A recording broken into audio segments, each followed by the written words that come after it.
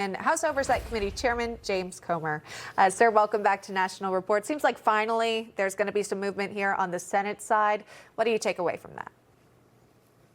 Well, good for those 8 Democrat senators who finally came to their senses. I mean, this was 100% a Democrat shutdown.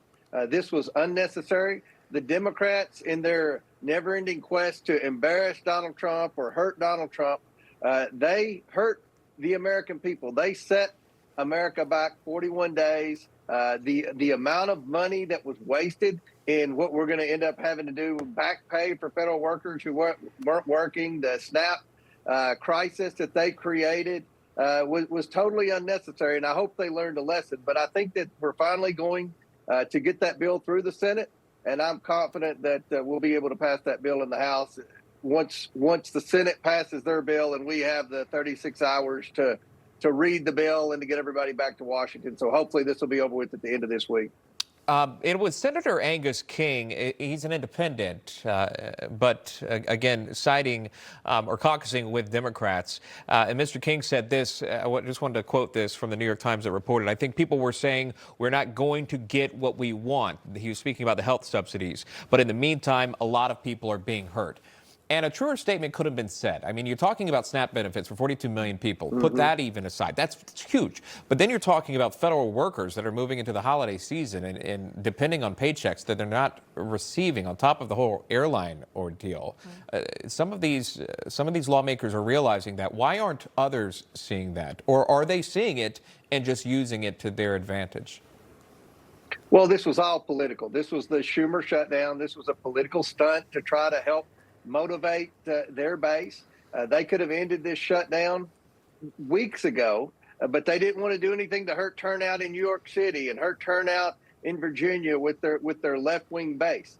Now they finally got 8 Democrats to walk the plank for common sense. Schumer can protect himself and make it look like to AOC and the others, well, I'm voting against it, but you know, we unfortunately had 8 Democrats break away.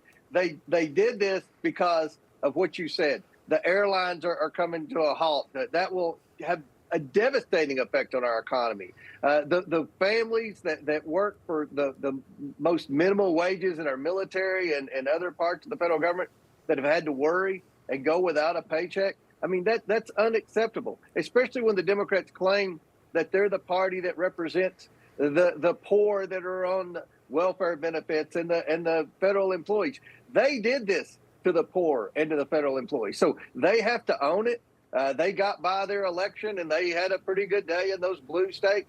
But remember, there were no states that Donald Trump won that Republicans had a significant majority in Congress that were on the ballot. I think the American people will realize that this was a Democrat shutdown. This was completely unnecessary. And hopefully history will not repeat itself again, because the Democrats, you know, they shut the government down because they want to spend more money.